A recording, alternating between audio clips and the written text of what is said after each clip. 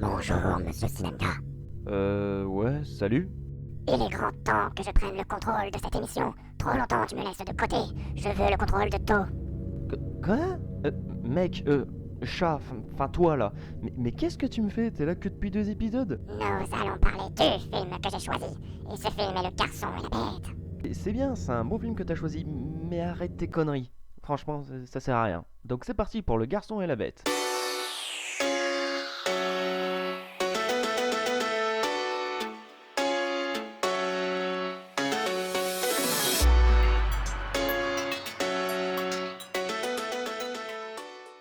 Alors, connaissez-vous Le Garçon et la Bête? Oui, c'est mieux quand tu parles pas. Enfin bref, parlons rapidement du film. Il a été réalisé par Mamoru Hosoda et raconte l'histoire d'un garçon solitaire et d'une bête seule, qui vivent chacun dans deux mondes séparés.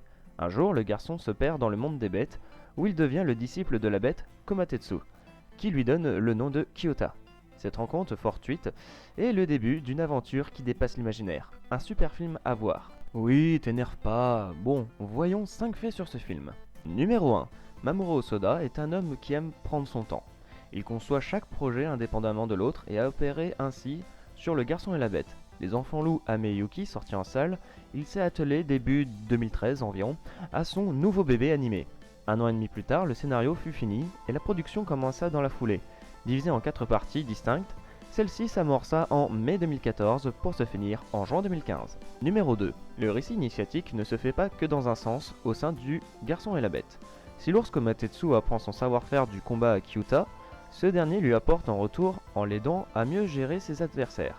Un échange important à mettre en lumière par Mamoru Hosoda, qui souhaitait ici se démarquer des récits initiatiques traditionnels et faire revenir le thème de la famille en montrant la nécessité du partage au sein d'un groupe de proches. Magnifique idée. T'as rien à dire toi, Kyupi? Numéro 3. Lors de son premier week-end de diffusion, le film se classe à la première place du box-office au Japon, rapportant plus de 667 millions de yens. Sur l'année 2015, il est placé à la deuxième place du box-office japonais, avec 5,85 milliards de yens. Ce qui n'est pas rien.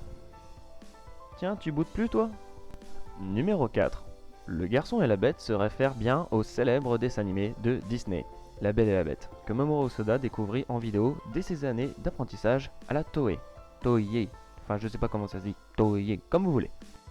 Numéro 5. Le film reçut plusieurs récompenses. Il remporte notamment le prix du meilleur film d'animation lors de la 39e cérémonie du prix de l'Académie japonaise, ainsi que le titre de meilleur film d'animation de l'édition 2015 du New Type Anime Award.